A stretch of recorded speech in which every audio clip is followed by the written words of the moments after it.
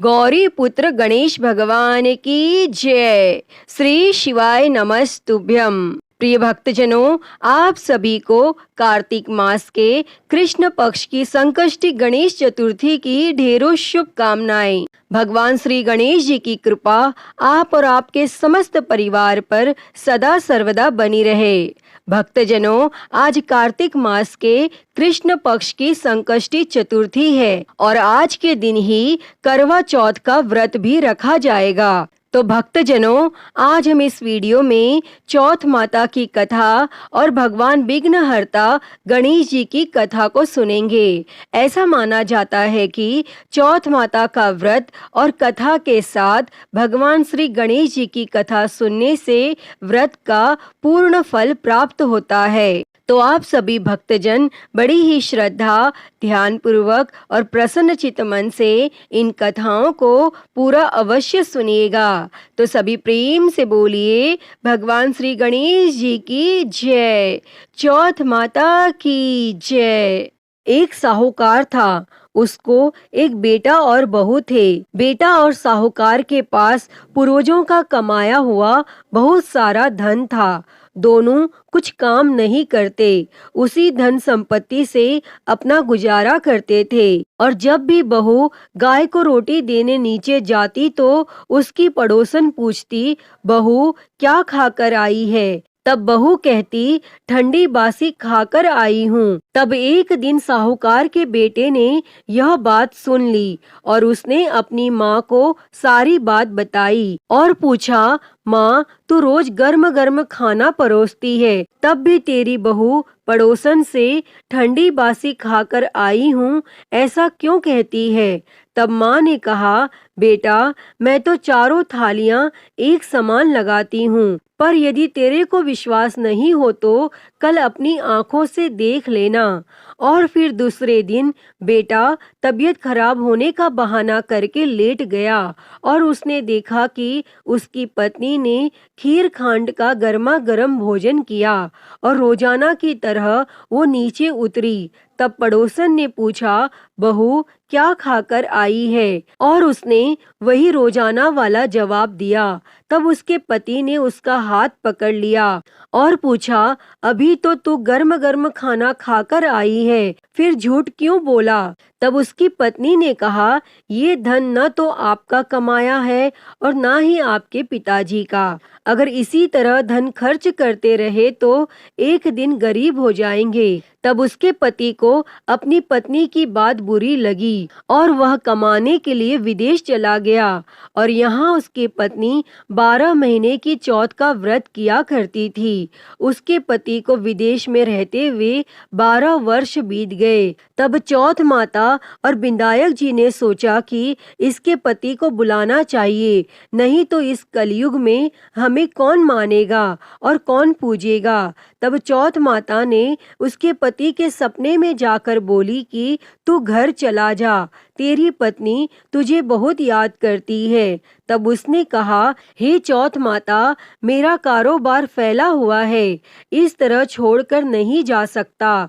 तब चौथ माता ने कहा, कल प्रातः स्नान ध्यान से निवृत्त होकर पूजन कर घी का दीपक जलाकर चौथ माता विनायक जी भगवान का नाम लेकर बैठ जाना, हिसाब हो जाएगा। देने वाले दे जाएंगे, लेने वाले ले जाएंगे।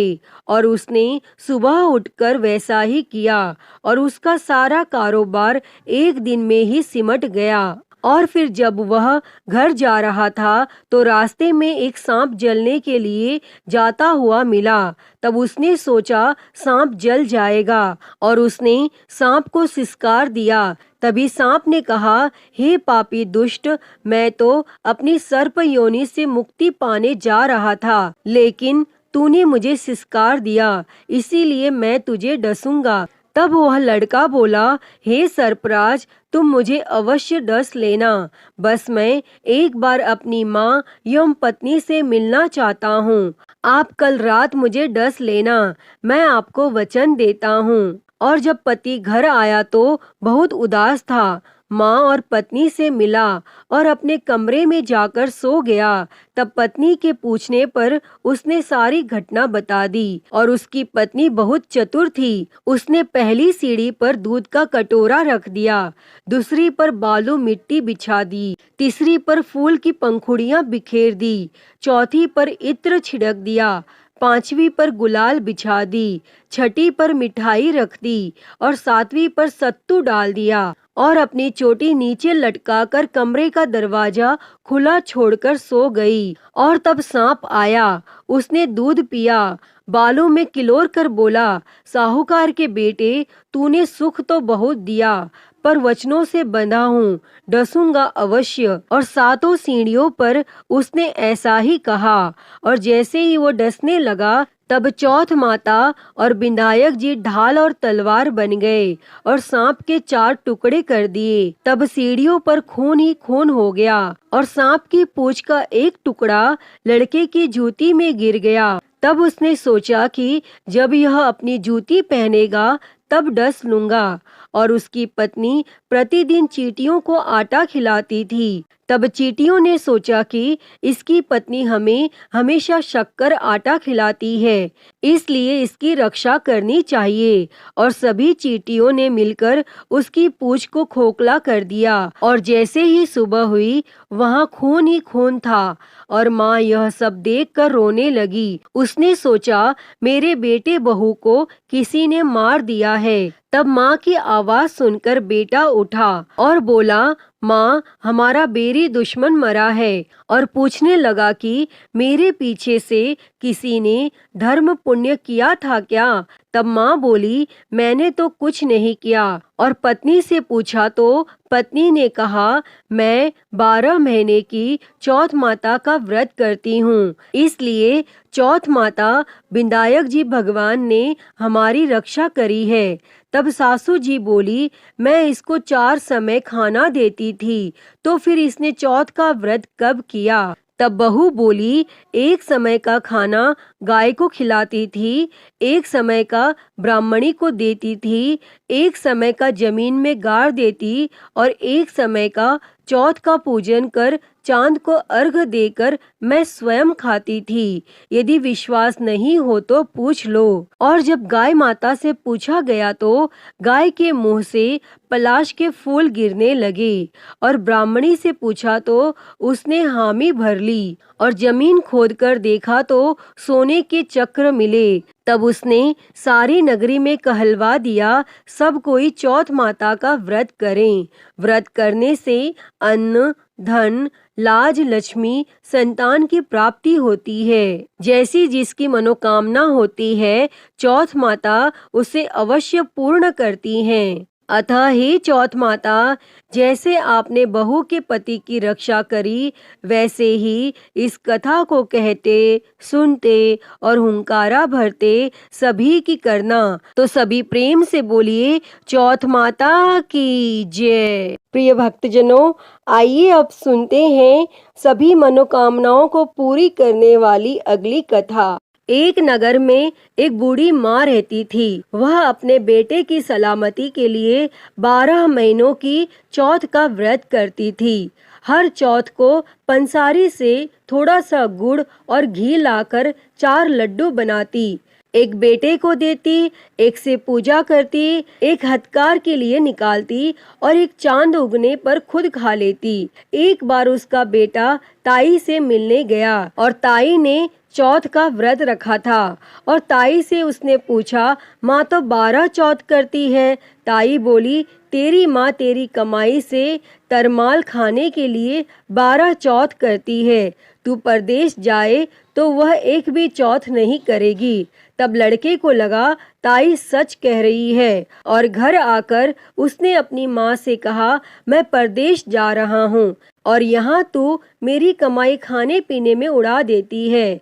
तब माँ ने समझाकर रोकना चाहा, पर बेटा नहीं माना और माँ ने उसे साथ ले जाने के लिए चौथ माता के आंखें दिए और कहा, मुसीबत में यह आंखें तेरी मदद करेंगे और वह आंखें लेकर रवाना हो गया और घूमते हुए एक नगर में पहुंचा। उसने देखा एक बूढ़ी माँ रोती जा रही थी और पुआ बनाते जा रही थी। उसने कारण पूछा तो बूढ़ी माँ ने कहा, बेटा, इस नगर की पहाड़ी पर एक दैत्य रहता है। पहले वह नगर में आकर कई लोगों को खाने के लिए मार देता था और अब राजा हर घर से एक आदमी दैत्य के पास भेज देता है और आज मेरे बेटे की बारी है, इसीलिए रो रही हूँ और उसी के लिए पुए बना रही हूँ। तब वह बोला, तू पुए मुझे खिला दे, तेरे बेटे की जगह मैं चला जाता हूँ। तब बूढ़ी माँ ने खीर पुए उसे खिला दिए और खा पीकर वह सो गया और रात को राजा के सैनिक आए तो बूढ़ी माँ ने उसे भेज दिया और दैत्य के सामने पहुँचने पर उसने चौथ माता के आंखें दैत्य की तरफ फेंक कर कहा, हे चौथ माता, यदि मेरी माँ मेरी सलामती के लिए व्रत करती है तो दैत्य का सिर कटकर गिर जाए। और तुरंत दैत्य का सिर कट गया और वह लड़का वापस आ गया। तब राजा ने उसे उपहार देकर विदा किया और चलते हुए एक दूसरे राजा के नगर में पहुंचा। और इस नगर में आवा तभी पकता था जब एक इंसान की बलि दी जाती थी और सिपाहियों ने उसे पकड़कर आवे में चुन दिया। लड़के ने आंखें आवे में डाले और कहा, हे चौथ माता, यदि मेरी माँ मेरे लिए व्रत करती है तो आवा मेरी बलि लिए बिना ही झट से पक जाए। और आवा तुरंत पक गया।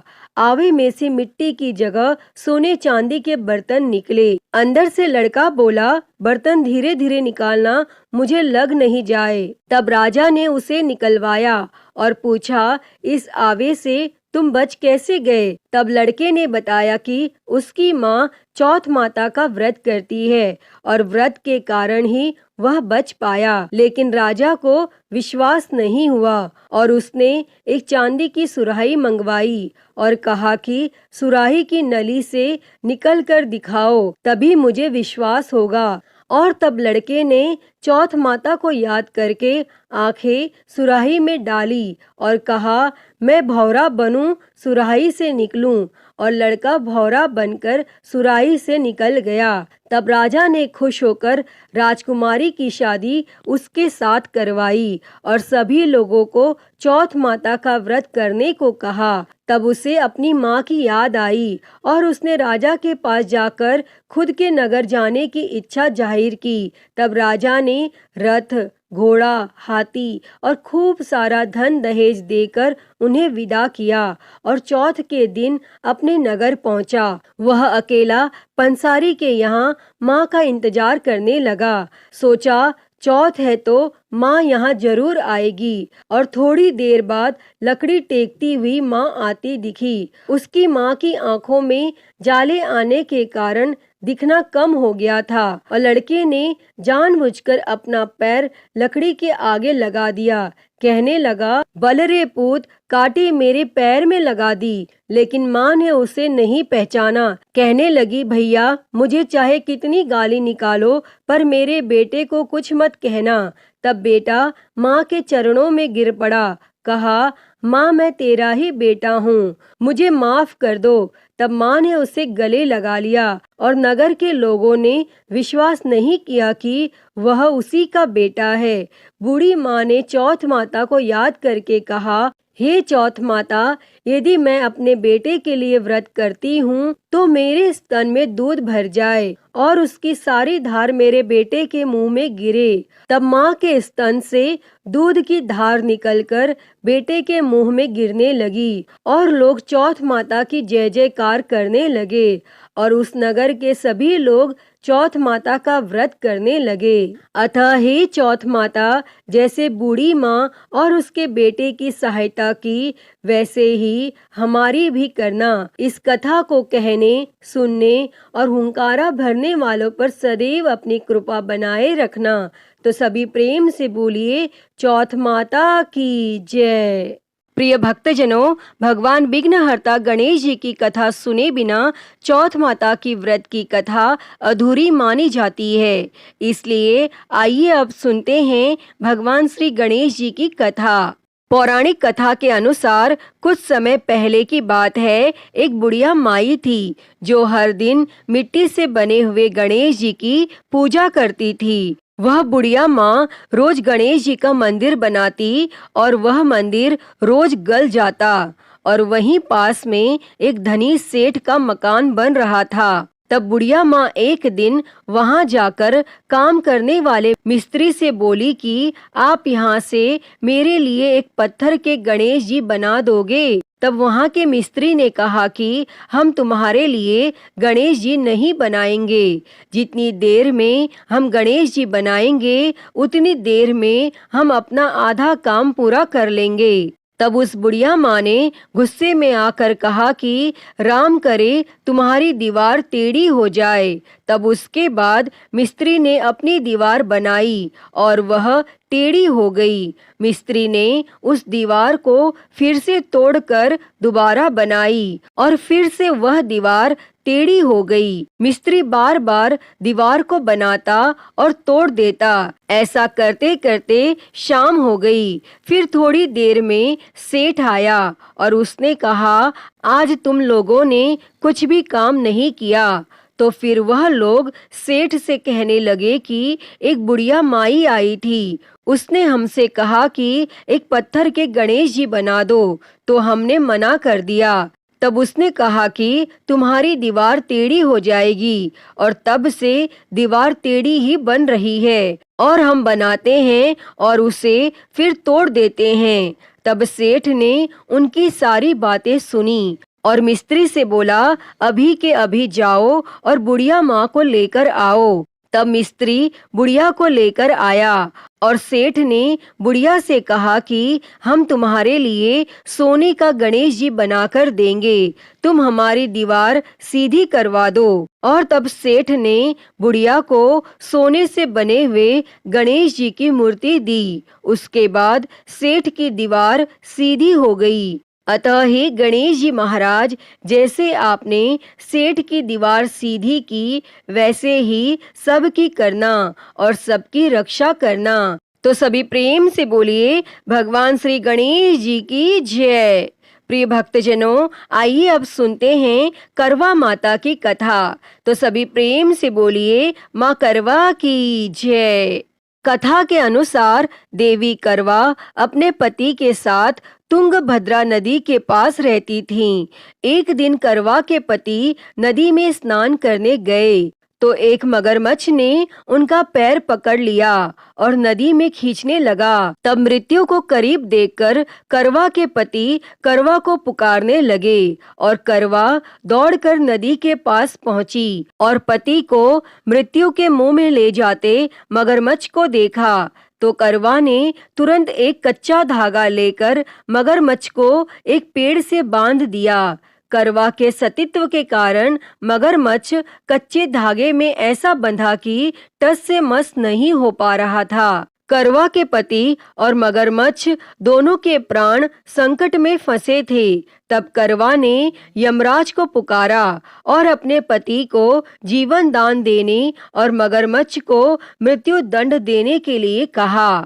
तब यमराज ने कहा, मैं ऐसा नहीं कर सकता क्योंकि अभी मगरमच्छ की आयु शेष है और तुम्हारे पति की आयु पूरी हो चुकी है। तब क्रोधित होकर करवा ने यमराज से कहा, अगर आपने ऐसा नहीं किया तो मैं आपको श्राप दे दूंगी। और सती के श्राप से भयभीत होकर यमराज ने तुरंत मगरमच्छ को यमलोक भेज दिया और करवा के पति को जीवन दान दिया। इसलिए करवा चौथ के व्रत में सुहागिन स्त्रियां करवा माता से प्रार्थना करती हैं कि हे करवा माता, जैसे आपने अपने पति को मृत्यु के मुंह से वापस निकाल लिया वैसे ही हमारे सुहाग की भी रक्षा करना।